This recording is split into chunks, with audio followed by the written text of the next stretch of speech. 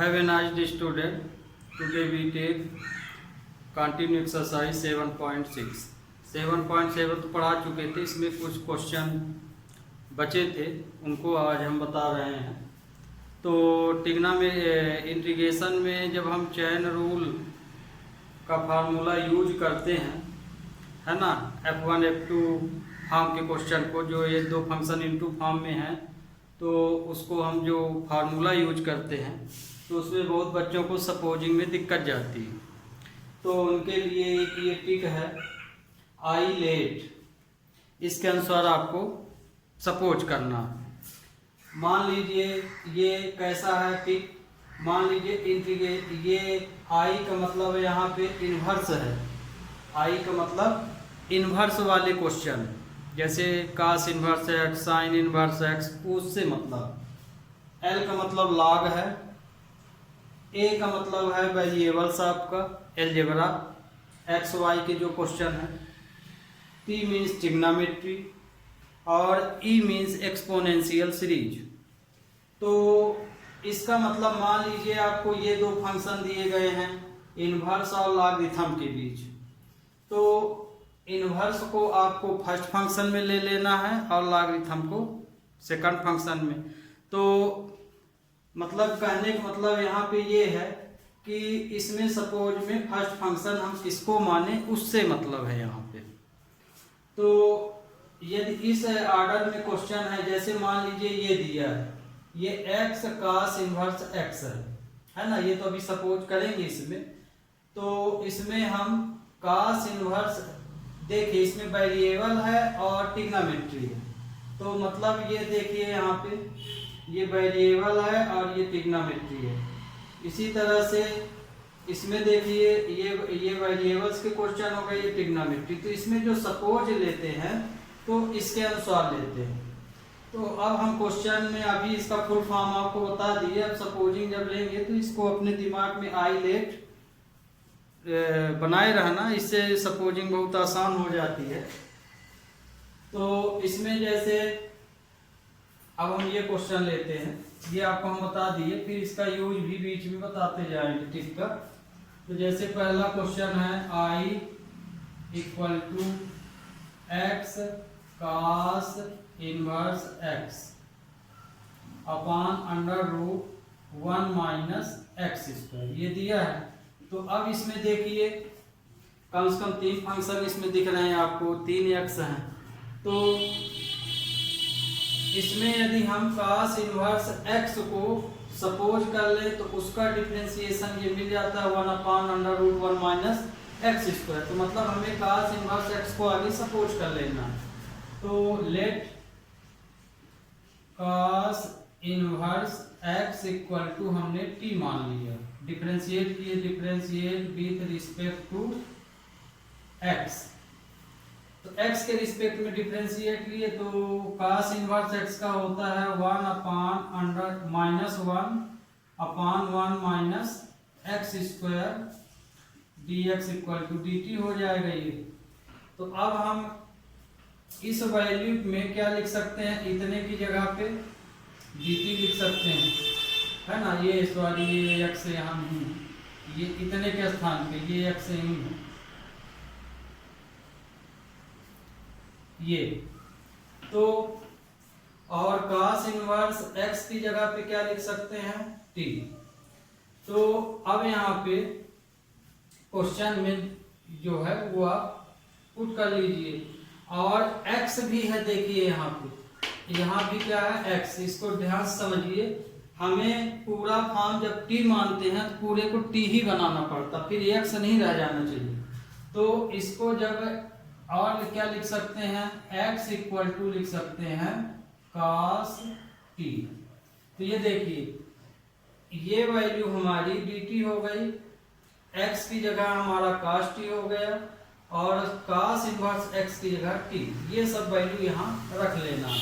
तो i की value हो जाएगी कास t, और इसके स्थान पे कास इनवर्स x के स्थान पे हमको t रखना है, तो ये t हो जाएगा, और इसकी वैल्यू देखिए माइनस है तो हम वहाँ की ये दे रहे हैं। आप चाहें तो एक स्टेप यहाँ बना लीजिए, 1 minus x square d x equal to minus d t. ये तो इसके स्थान पे हम माइनस डी टी रखेंगे। ये पूरा फॉर्म टी फॉर्म में हो गया, तो आई इक्वल टू हो जाएगा। अब यहाँ देखिए, ये तो हम माइनस बाहर ले लिए, cos t इंटू टी। तो अभी आपको क्या लिखे थे, आई लेट। तो इसमें देखिए दो क्वेश्चन है, ट्रिग्नोमेट्रिकल क्वेश्चन है और ये वाला क्वेश्चन है। तो इसमें हमें क्या सपोज कर लेना है, इसका देखिए ये यदि ये लेंगे तो यहाँ पे cos t का sin t बनेगा, sin का cos बनता चला जाएगा। तो कहने का मतलब ये कि हमें फर्स्ट फंक्शन ये लेना चाहिए, सेकंड ये, है ना, ये यही चीज बताता है।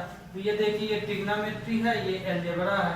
अलजेब्रा पहले आया मतलब वो फर्स्ट फंक्शन बनेगा, तो मतलब ये फर्स्ट फंक्शन है और ये सेकंड फंक्शन है। ओके, तो यहाँ से भी आप क्लियर कर सकते हैं। पर क्वेश्चन जैसे ये दिया था तो शुरू से ही नहीं मानना है। यदि सपोज में आ गया क्वेश्चन, उसको सिंप्लीफाई करने के बाद ये टिक लेना है। तो ये देखिए आई लेट जो लिए, तो इसमें ये देखना है ये किसके लिए है, किसमें ये देखना है किसमें किस फॉर्म का क्वेश्चन बन रहा है। तो ये देखिए ट्रिग्नोमेट्रिकल है और ये वेरिएबल फॉर्म माने अलजेब्रा फॉर्म। तो इसमें अलजेब्रा पहले आया है, ट्रिग्नोमेट्री बाद में आया है। तो इसका मतलब ये कि अलजेब्रा को आप फर्स्ट फंक्शन मानिए, ट्रिग्नोमेट्री को सेकंड फंक्शन मानिए। तो ये देखिए इसको हम सही ढंग से अब लिख लेते हैं। ये आपका फर्स्ट फंक्शन बनेगा और ये सेकंड फंक्शन dt। तो ये टिक का मेन मतलब यही था, यही समझाना। तो जिस फॉर्म का क्वेश्चन हो यहाँ से हम मैच कर लीजिए। यदि लॉग और एक्सपोनेंशियल है मान लीजिए, तो लॉग ही फर्स्ट बनेगा, ये सेकंड बनेगा, है ना। तो इस तरह से आप इसको यूज कर सकते हैं टिक को। यहाँ आपको बता दिए, जैसे ये अलजेब्रा को देखिए फर्स्ट मान लिए हैं और ट्रिग्नोमेट्री को सेकंड। तो ये इसी ऑर्डर के अनुसार ये पूरे फर्स्ट फंक्शन का काम करते हैं, जिस अनुसार ये रखे रहते हैं। तो और वैसे भी ये इसकी बहुत ज़रूरत नहीं है टिक की, आपको खुद ही हम बता दिए हैं, है ना, शुरू में ही, कि यदि मान लीजिए जिसका इंटीग्रेशन नहीं हो रहा है, नहीं आता इंटीग्रेशन, वो हमेशा फर्स्ट में ही चला जाता है, और जिसका हो रहा है वो सेकंड में चला जाता है। ये क्लोज कहाँ पे होता है, जहाँ पे मान लीजिए दोनों का इंटीग्रेशन हो रहा हो, वहाँ पर वो टिक बिल्कुल सॉलिड काम कर जाती है कि हमें फर्स्ट में किसको रखना चाहिए और सेकंड में। तो अब इसको हम, ये फर्स्ट फंक्शन बना, ये सेकंड, तो आप आइडेंटिटी तो जानते हैं, f1 f2 का इंटीग्रेशन यदि हम करेंगे, ये दो फंक्शन हैं, तो इसका हम यदि इंटीग्रेशन करेंगे तो फार्मूला होता है f1 को बाहर रख के f2 का इंटीग्रेशन, फिर माइनस ब्रैकेट है, इंटीग्रेशन के बाद ब्रैकेट है, d/dx। f1 का डिफरेंशिएशन ले लेते हैं और f2 का फिर से इंटीग्रेशन कर देते हैं। ये इसकी आइडेंटिटी है। इसी को हम लोग चैन रूल बोल देते हैं, क्योंकि ये प्रोसीजर तब तक चलती है जब तक कि ये पूरा इंटीग्रेशन समाप्त ना हो जाए। तो अब ये देखिए ये यहाँ पे आया,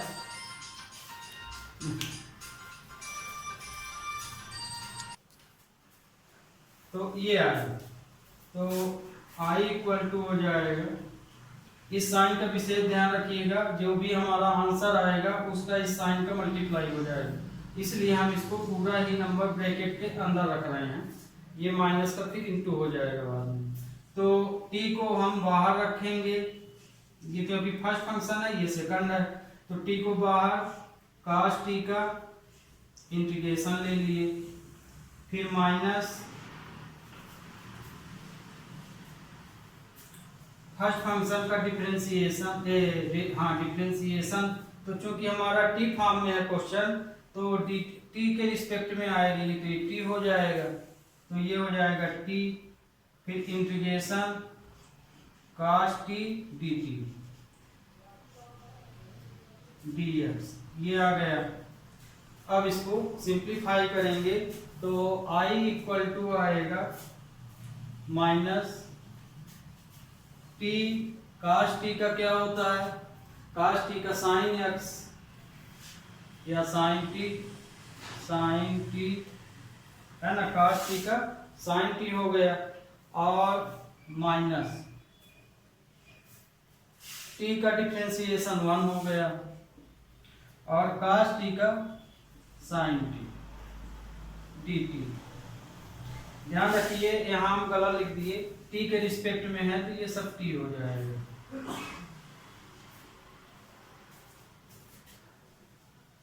और dt हो गया ये। अब ये क्वेश्चन हो गया i equal to minus T sine t. अब साइन का क्या होता है, माइनस कास टी हो जाएगा, तो माइनस कास टी ये हुआ। तो ये आपका कैलकुलेट हो गया। अब इसको सही ढंग से ये माइनस का इंटू कर दीजिए, तो i इक्वल टू हो जाएगा minus T sine T plus minus minus plus और plus minus minus cos t plus C. T की वैल्यू रख दीजिए तो i। हाँ, पर एक चीज और ध्यान रखिएगा, जैसे ये साइन और कास में आ गया, हम सपोज में जरूर देखेंगे। सपोज हम कास फॉर्म में किए हैं तो मतलब आंसर भी आपका जो भी आएगा, तो जहाँ भी कास के अलावा एक्स्ट्रा वैल्यू आती है, जैसे साइन आ गया या टेन आ गया, जो भी आया, तो उसको भी आपको फिर कास फॉर्म में ही कन्वर्ट करना पड़ेगा। तो हम साइन को लिख सकते हैं t 1 minus cos square t under root, ये साइन टी की वैल्यू रख सकते हैं minus cos t plus C. तो आप ध्यान रखिएगा लास्ट में सपोजिंग में कास फॉर्म में आप सपोज किए हैं, यदि साइन आ गया तो उस साइन को भी कास में ही ले जाना पड़ेगा, टेन आ गया तो टेन को भी कास में ही ले जाना पड़ेगा। अब यहाँ पे आप टी को एक्स फॉर्म में कर लीजिए, माने वैल्यू को ओरिजिनल कर दीजिए जो थी। तो कास इनवर्स एक्स जहाँ मिलेगा वहाँ हमें टी रखना है, जहाँ टी है वहाँ हमें कास इनवर्स एक्स रख देना है, और जहाँ पे कास टी आया है वहाँ एक्स रख देना है। तो टी की वैल्यू देखिए, ये है कास इनवर्स एक्स, कास टी की वैल्यू क्या है, कास टी की वैल्यू एक्स है, 1 माइनस एक्स स्क्वायर। फिर कास टी की वैल्यू ये एक्स प्लस सी। तो ये आपका रिक्वायर्ड आंसर आ गया स्टूडेंट्स। तो आपको ये समझ में आ गया होगा। Okay, be take next question. अब ये देखिए 12 नंबर। तो 12 नंबर में आपका दिया है i equal to x sec square x dx। ये आपका वेरिएबल है, ये है। तो i लेट, इसको तो सिंप्लीफाई नहीं करना। ये देखिए, इसमें देखिए दोनों का इंटीग्रेशन होता है, इसका भी इंटीग्रेशन है, इसका भी। तो इस तरह के क्वेश्चन में फर्स्ट सेकंड किसको लेना है, थोड़ा भी डाउट है तो आप ये ट्रिक यूज कर सकते हैं। मान लीजिए इसमें एक का होता है, एक का ना होता, तब तो क्लियर था कि फर्स्ट हम यही डिफरेंशिएशन को फॉर्म में लेंगे और एक f2 को इंटीग्रेशन फॉर्म। तो इसमें देखिए पहला ये वेरिएबल दिया है, फिर ट्रिग्नोमेट्री। तो इसमें वेरिएबल ट्रिग्नोमेट्री का प्रॉब्लम है ये।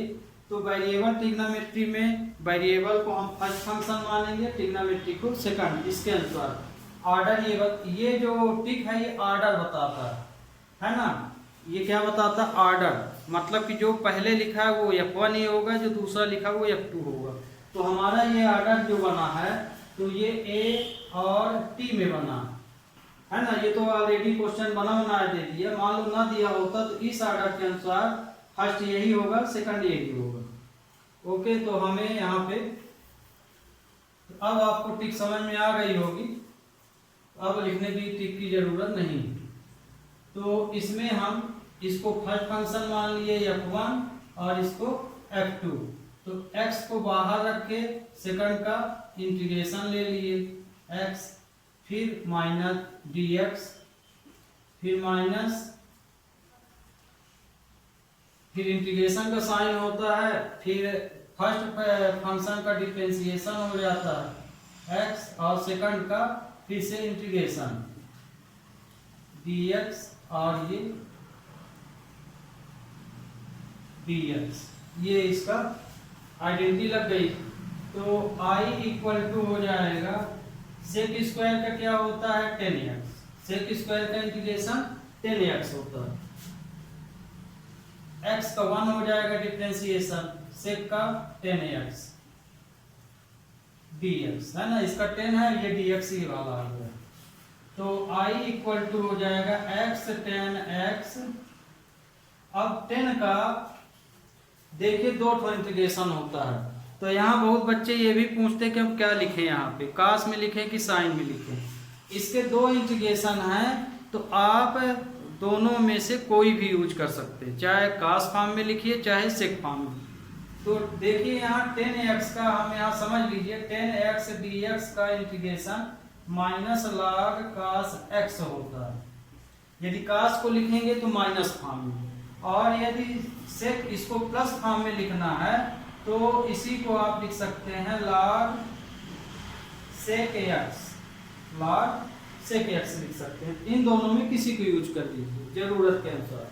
तो जैसे मान लीजिए हम 10x का माइनस log cos x ले लिए ये, और ये सेक बनता कैसे है ये देखिए, ये इसी की आइडेंटिटी है। जैसे इसको सॉल्व करना चाहें तो इसको हम क्या लिख सकते हैं log, इसकी आइडेंटिटी तो आप पढ़े हैं log माइनस log x बराबर log 1/x होता है, ये आइडेंटिटी होती है। तो इसको आप लिखेंगे माइनस log cos x है तो log 1/cos x लिख सकते हैं, और 1/cos x क्या हो जाएगा sec x, ये इसीलिए ये आइडेंटिटी। तो ये हम आपको आइडेंटिटी भी बता दिए कि ये आता कैसे है। तो ये आया इस तरह से, तो ये आया i equal to 10x minus minus plus log cos x plus c। तो ये आपका रिक्वायर्ड आंसर आया। तो अब आपको ये वाला जो क्वेश्चन है तो आ गया होगा, छोटा सा था। अब हम लेते हैं 30 नंबर।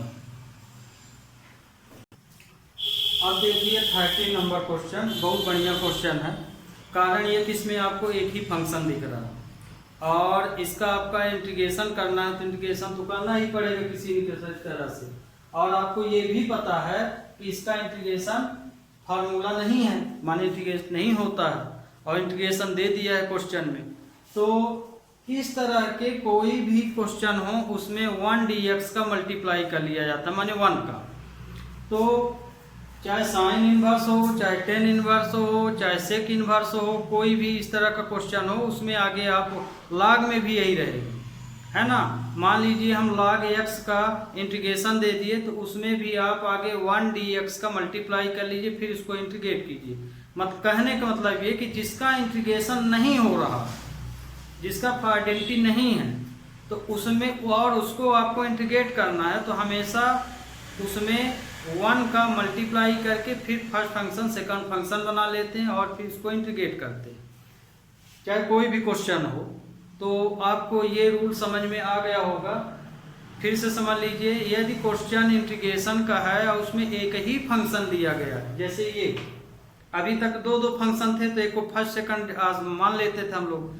मान लीजिए ऐसा क्वेश्चन है जिसमें एक ही इंटीग्रेशन है, एक ही फंक्शन का क्वेश्चन है, लेकिन ऐसा फंक्शन दे दिया गया कि जिसका इंटीग्रेशन नहीं हो रहा, जिसकी आइडेंटिटी नहीं है। तो उस स्थिति में हम उन क्वेश्चनों में या उस प्रॉब्लम में हमेशा आगे 1 का इंटू कर लेंगे और उसे 2 फंक्शन बना लेंगे, और फिर जिस तरह से अभी काम करते थे या वर्क करते थे, है ना, प्रॉब्लम को सॉल्व करने के लिए, उस तरह से इसको सॉल्व कर लेंगे। तो आपको यहाँ पे बिल्कुल क्लियर हो गया होगा आपके मन में डाउट जो रहता है कि इसमें 1 dx का कब मल्टीप्लाई करते हैं कब नहीं करते हैं। जिसका इंटीग्रेशन ना हो, एक ही फंक्शन क्वेश्चन में दिया हो, पहला शर्त ये कि उसका कोई इंटीग्रेट ना हो रहा हो क्वेश्चन। इंटीग्रेट होगा तब तो आप डायरेक्ट एक लाइन, जैसे हम साइन एक्स दे देंगे तो डायरेक्ट है ना लिख दोगे माइनस cos x। जिसका इंटीग्रेशन की आइडेंटिटी ना हो या जिसका इंटीग्रेशन ना होता हो और जिसमें एक ही फंक्शन तो उसमें 1 dx का मल्टीप्लाई।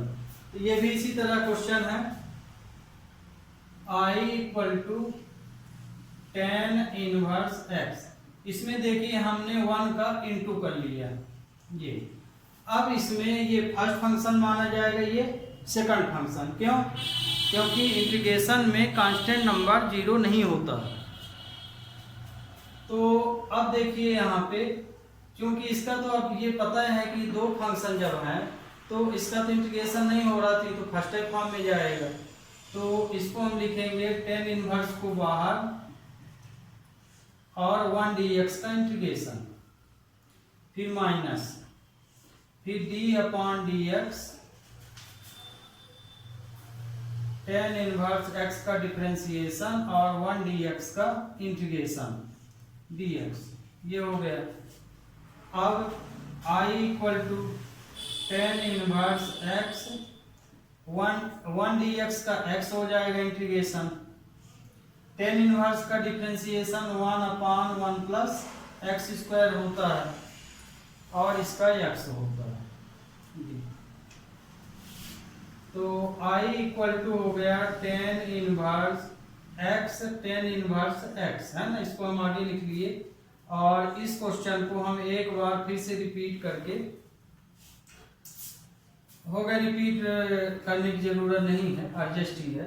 ये देखिए अब हमको इसका इंटीग्रेशन करना है, इस वाले भाग का।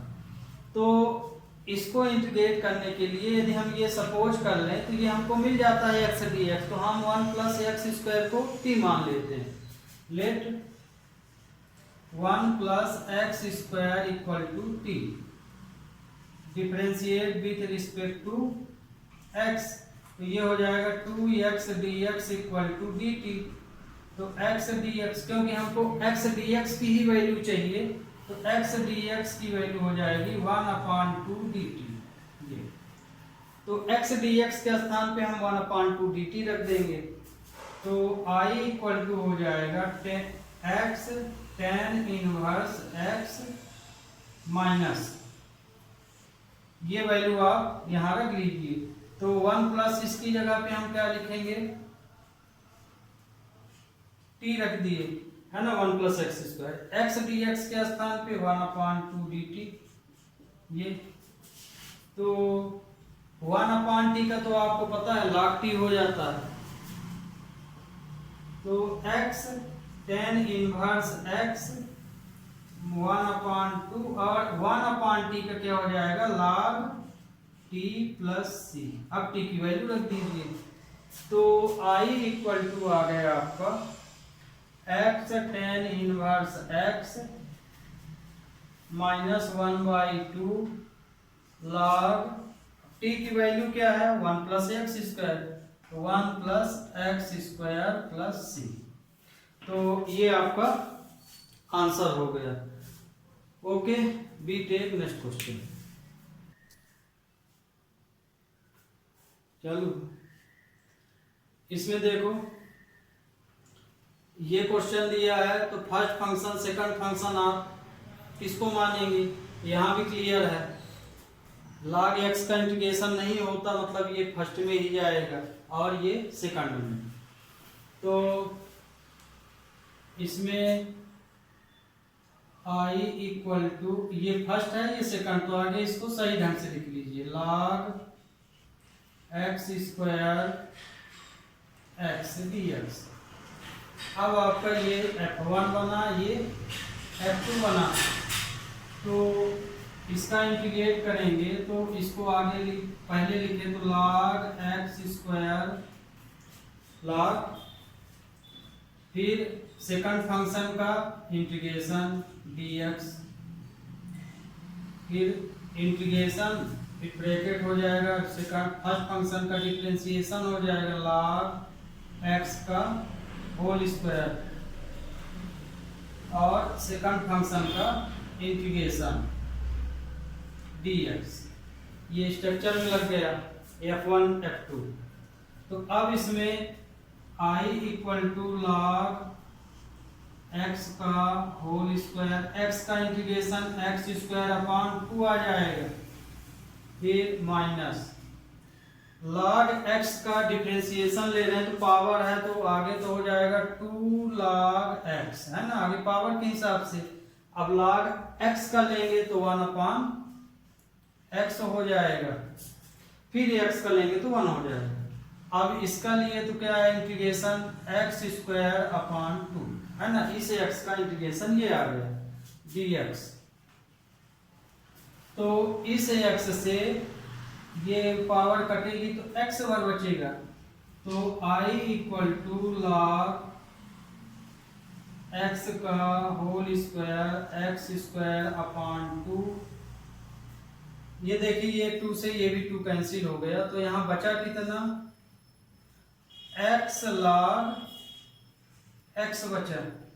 तो चूंकि हम log को फर्स्ट फंक्शन माने हैं तो इसको अपने ही ऑर्डर में लिखिए, फर्स्ट और सेकंड ऑर्डर में। ये अब ये बचा हमारा, तो ये देखिए फिर से 2 फंक्शन है तो फिर से वही चेन रूल, तो अब ये फिर से f1 हो जाएगा और ये f2, फिर से वही यही वाला रूल लगेगा। तो I equal to log x square upon 2 minus. तो अब क्योंकि इसका इंटीग्रेशन हो रहा तो क्वेश्चन बड़ा होगा, इसलिए आप यहाँ ब्रैकेट ले लीजिए। क्यों? क्योंकि इस साइन का अंदर मल्टीप्लाई भी होगा। तो log x को हम बाहर रखें और इसका इंटीग्रेशन ले लिए x dx, फिर माइनस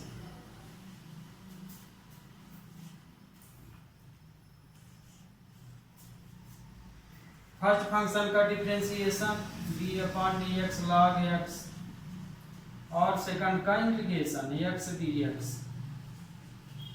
और ये dx आ गया। तो इस तरह से ये आपका चैन रूल समाप्त। अब इसको फिर से इंटीग्रेट कीजिए, तो I equal to x square upon 2 log x का स्क्वायर, है ना, इसको हम सही ढंग से लिख लिए, माइनस log x, x का क्या हो जाएगा, x स्क्वायर अपॉन 2, फिर माइनस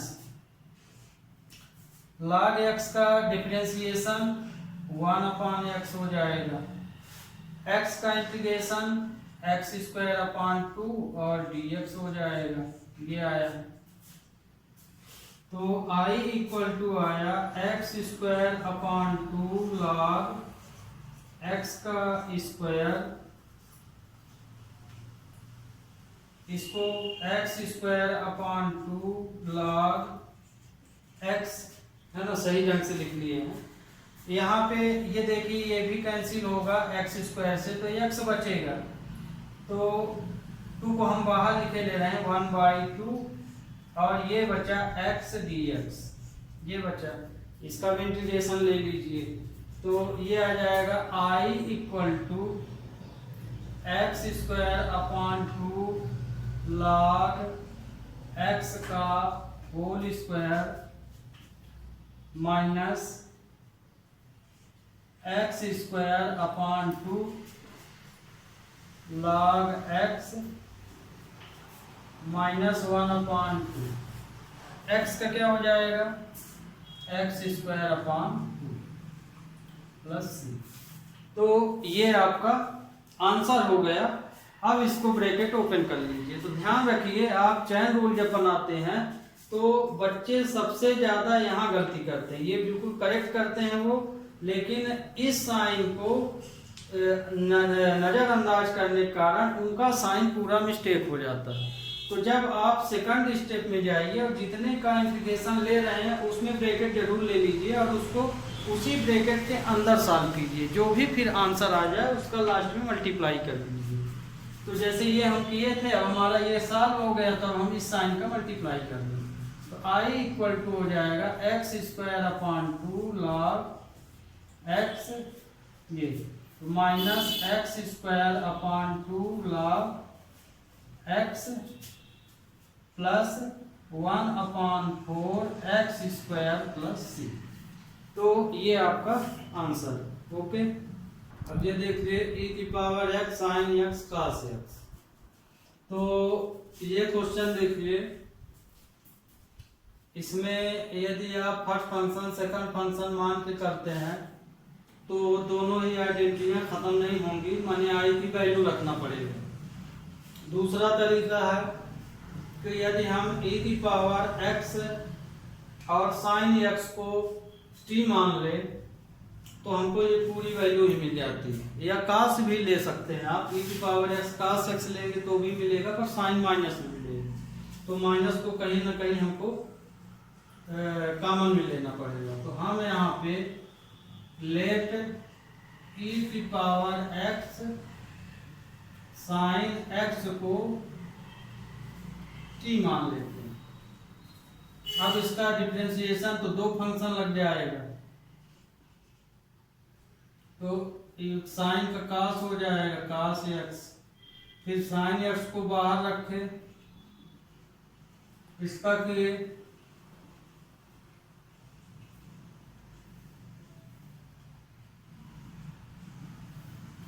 ये आ गया है। अब हम e की पावर x यदि यहां से कॉमन ले लें e की पावर x, तो ये फिर से वही बन जाएगा cos x plus sign x dx बराबर dt। तो ये देखिए हमें इस वैल्यू के स्थान पे dt पे तो पूरी वही वैल्यू मिल गई। तो यहाँ पे हम क्या लिख सकते हैं dt बस। तो dt माने 1 dt ये माना जाएगा। तो इसका आंसर आया t। तो t की वैल्यू क्या रखेंगे, t की वैल्यू जो सपोज कर लिए उसको रख दो ये। तो e की power x sine x plus c, इसका आंसर ये आ गया। ओके, बीटे नेक्स्ट 16 नंबर। अब देखिए ये क्वेश्चन एडजस्ट करना पड़ेगा। जैसे ये बेस है तो इसको हम ऊपर क्वेश्चन बनाना है। तो i इक्वल टू e की पावर x को आगे इस तरह लिख लेते हैं 1 प्लस x का होल स्क्वायर dx। अब देखिए इसको एडजस्ट करना है, तो मतलब कि यहाँ हम +1 -1 कर सकते हैं। तो ये दो भाग में इंडिपेंडेंट भाग में टूट जाएगा। तो e की पावर x इसको हम +1 -1 लिख सकते हैं अपॉन 1 प्लस एक्स स्क्वायर। तो ये देखिए ये दो अलग वैल्यू बन गई। तो हम इसके साथ दोनों को इंडिपेंडेंट फॉर्म बना सकते हैं।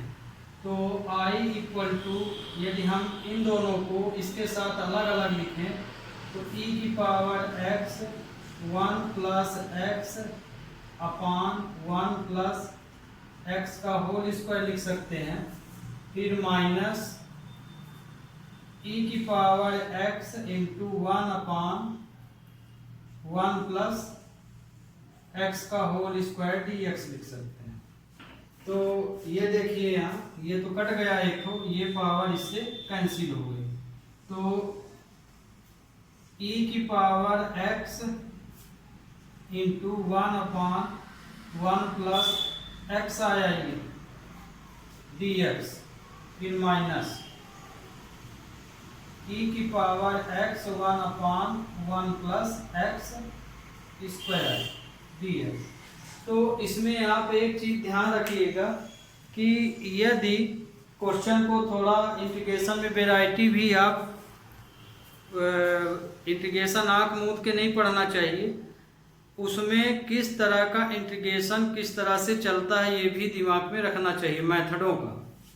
तो यदि इंटीग्रेशन में आपको ऐसा क्वेश्चन मिले कि जब हम दो भाग में उसको अलग कर रहे हैं और दो फंक्शन हैं, तो इसका यदि डिफरेंशिएशन अगला वाला पार्ट मिल जाए, जैसे इसको हम डिफरेंशिएट करेंगे इसको, तो हमें ये वाला पार्ट मिल जाएगा। तो कहने का मतलब ये कि हमें इसको सॉल्व कर लेना है और इसको उसी तरह से रखा रहने देना है, माने इससे कुछ नहीं करना।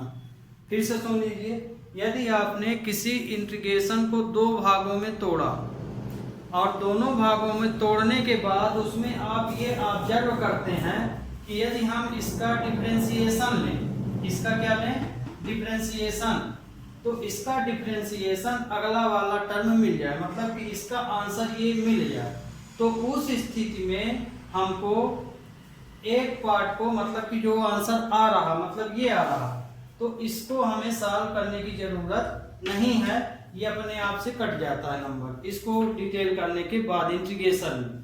तो कहने का मतलब हम इसको सॉल्व कर लेते हैं, इसको रहने देते हैं। तो मान लीजिए हम इसको i मान लिए और i ये हमारा i1 है, तो e की पावर x, या कि i नहीं मानना है तो इसको यही, यदि आप मेथड समझ गए हैं तो यहां भी लगा सकते हैं, सीधे सीधे फर्स्ट फंक्शन सेकंड फंक्शन, तो हो गया, हम सीधे लगा देते हैं इसको आप समझ गए होंगे कि इसको कुछ नहीं करना है। i इक्वल टू, अब इसमें देखिए ये हमारा क्या बन जाएगा, वेरिएबल है, तो दोनों का देखिए यहाँ पे इंटीग्रेशन हो जाता है। तो आप यहाँ पे क्या लिखते हैं, i लेट, ये तो वेरिएबल पहले है, एक्सपोनेंशियल बाद में है, मतलब कि ये हमारा f1 माना जाएगा, ये क्या माना जाएगा, f2 माना जाएगा।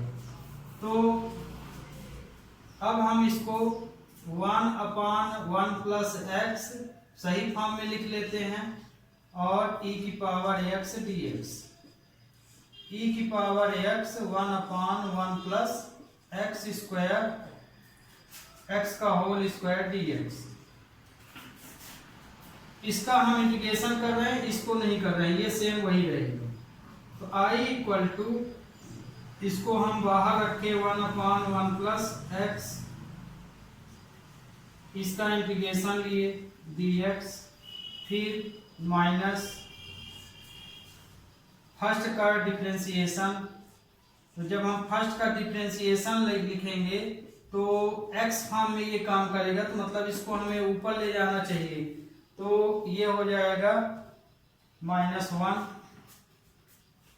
और सेकंड का इंटीग्रेशन e की पावर x dx,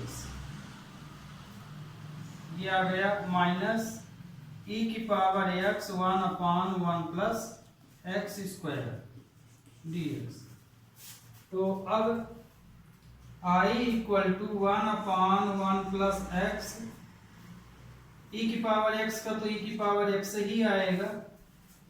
अब इसका इंटीग्रेशन हम ले रहे हैं, तो इसका इंटीग्रेशन आएगा -2, आगे आ जाएगा a-1, तो ये हो जाएगा -1 प्लस एक्स की पावर -2, पूरा ये x फॉर्म में चलेगा, तो ये पूरा x है तो ये आएगा, फिर x का करेंगे तो 1 आ जाएगा, तो और इसका इंटीग्रेशन e की पावर x dx, फिर माइनस e की power x into 1/1 plus x का होल स्क्वायर dx आ जाएगा।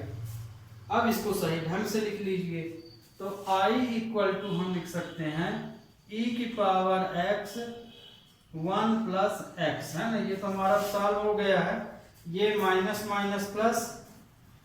हाँ, एक चीज ध्यान रखिए कि यहाँ पे ये देखिए माइनस लगा हुआ है, और माइनस पूरे में इसका इंटू होगा, तो यदि हम यहाँ इस तरह से लिखे हैं तो देखिए गलत की संभावना बहुत ज़्यादा बन जाती है, तो आप इसके साइन का विशेष ध्यान रखिए। तो हम यहाँ पे ये माइनस माइनस प्लस बन जाएगा, तो ये प्लस हो गया, इसको हम नीचे लिख सकते हैं, तो e की पावर x 1 प्लस एक्स का होल स्क्वायर dx, है ना, ये वाली वैल्यू, ये पूरी वैल्यू हम ऐसे लिख सकते हैं। फिर ये वाली वैल्यू तो हम सॉल्व ही नहीं किए, आपको कारण बता दिए थे अभी शुरू में, माइनस e की पावर x 1 प्लस x का होल स्क्वायर dx। तो ये देखिए, ये माइनस है, ये प्लस है, तो ये पूरा कैंसिल हो गया। तो आपका जो आंसर आया e की power x 1 plus x plus c, ये आपका आंसर हो गया। ओके, अब हम ले रहे हैं क्वेश्चन नंबर 18 है e की power x 1 plus sign x 1 plus cos x dx, ये है। तो हम यहाँ पे देखिए साइन x की जो वैल्यू है, क्या रख सकते हैं, साइन x के स्थान में 2 sine x by 2 cos x by 2 रख सकते हैं, क्योंकि इसको तो आगे हमें सिंप्लीफाई करना पड़ेगा, है ना, इनटू भी डायरेक्ट नहीं ले सकते हैं। And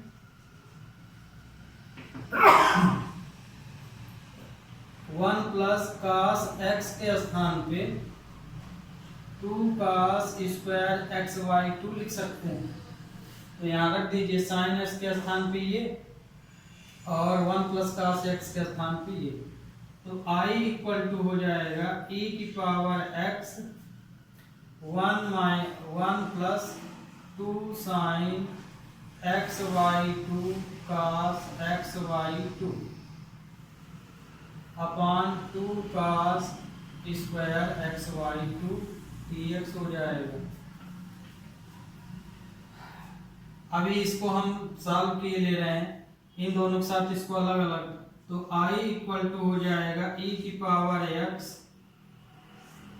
1 upon 2 cos square x by 2, फिर plus 2 sine x by 2 cos x by 2 upon 2 cos square x by 2 dx हो जाएगा। तो इसमें से देखिए एक cos तो ये वाला इससे कैंसिल हो गया, और 2 से 2 कैंसिल हो गया।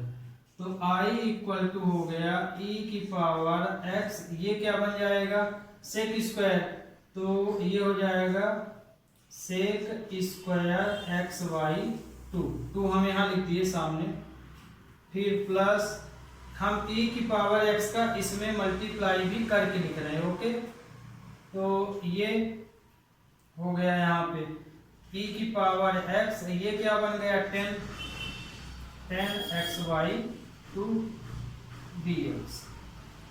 आपका जो क्वेश्चन बना तो ये, अब देखिए इंडिपेंडेंट हो गया। तो ये देखिए, अब जो अभी पिछला क्वेश्चन बताए थे, इसमें 2 फॉर्म बना है। तो यदि हम इसका डिफरेंशिएशन लें तो e की पावर x का तो वही रहेगा, है ना, सेक स्क्वायर का क्या हो जाएगा, सेक स्क्वायर x का 10x होता है।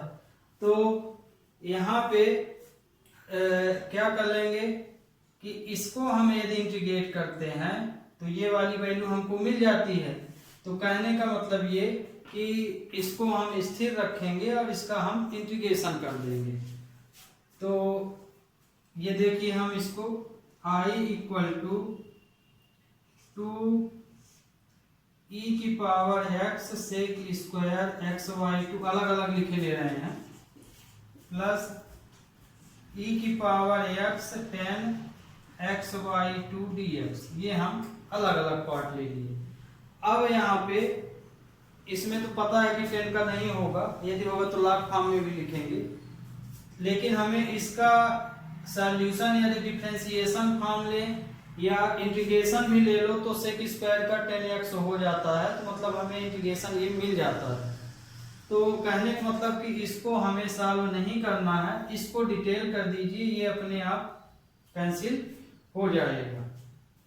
तो I इक्वल टू हो जाएगा 2, अब इसको हम सॉल्व करेंगे तो आएगा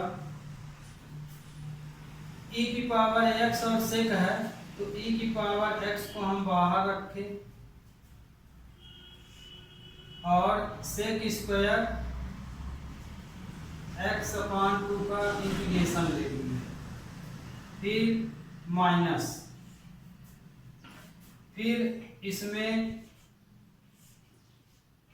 e की पावर x का डिफरेंशिएशन लिए और इसका integration sec square x dx का dx प्लस ये वाली वैल्यू इसी तरह रहेगी e की power x tan x/2 dx।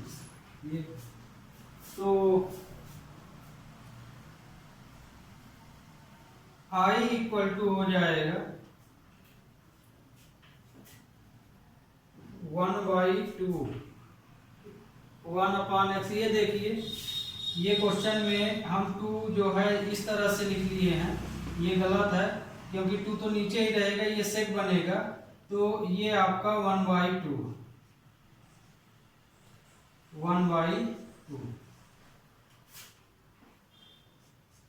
ये। तो अब हम इसका करेंगे जब इंटीग्रेशन, तो 1/2 e की पावर x सेक स्क्वायर कर लिए तो 10x होता है, तो 10x/2, फिर ये कोफिशिएंट 1/2 नीचे चला जाता है, 1/, माइनस, अब इसका लेंगे तो ये आ जाएगा e की पावर x का e की पावर x ही होगा और सेक स्क्वायर का होगा 10, ये x/2 है, 10x/2 अपान 1/2 हो जाएगा dx प्लस e की पावर x 10x/2 dx, ये आ जाएगा। तो ये देखिए ये 1/2 है, ये ब्रैकेट यहाँ लगा हुआ है, तो अब अलग अलग लिख देते हैं। 1/2 के साथ इन दोनों को हम अलग अलग, ये ऊपर चला जाएगा, ध्यान रखिए कि 1/2 है, तो 1/2 इंटू 2 e की power x 10x/2 minus 2 e की पावर x 10x/2 dx। इसमें 1/2 का मल्टीप्लाई भी है, 2/2, फिर ये हो जाएगा प्लस e की पावर x 10x/2 dx। तो इसमें देखिए ये वाली वैल्यू इससे कट गई, 2 से 2 कैंसिल हो गया, तो ये माइनस ये प्लस, तो ये कैंसिल हो जाएंगे, और ये 2 से 2 कैंसिल हो जाएगा, तो i इक्वल टू आया e की power x 10x/2 plus c, है ना, ये 2 से 2 कैंसिल, इसी तरह से ये 2 इससे कैंसिल, तो आपका आंसर ये हो गया। ओके,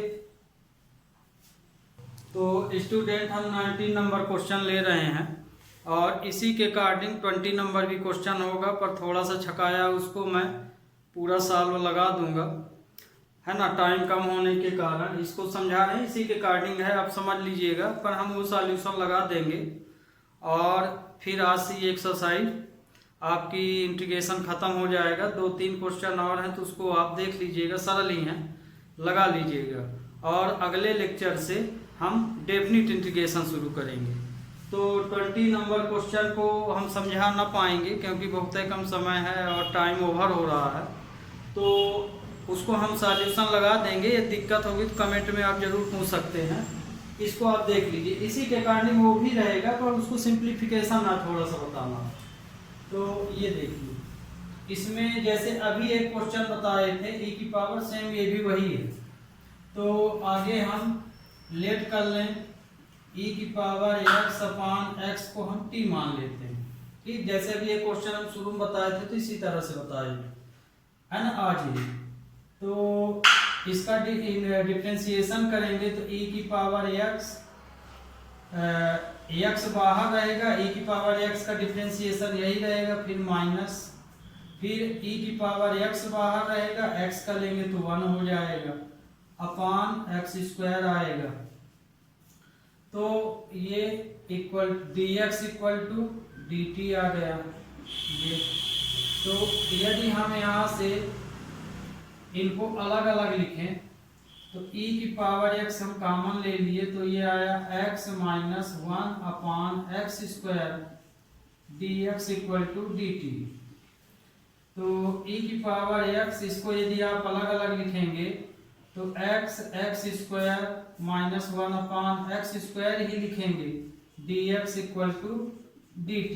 तो इस x से ये कैंसिल हो गया, तो e की power x 1 upon x minus 1 upon x square dx equal to dt आ जाएगा। तो ये देखिए पूरा क्वेश्चन ही हमको मिल गया dt के इक्वल।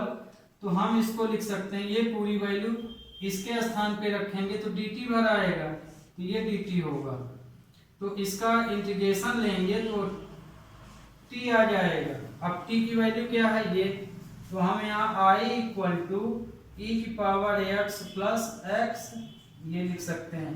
तो ये आपका इंटीग्रेशन हो गया है। अब आप थोड़ा क्वेश्चन नंबर 2 देख लीजिए, 20 देख लीजिए, है ना। इसको हम सॉल्व किए दे रहे हैं, पर ये है कि समझाने का समय नहीं दे पाएंगे, कैलकुलेट भर कर देंगे। ओके,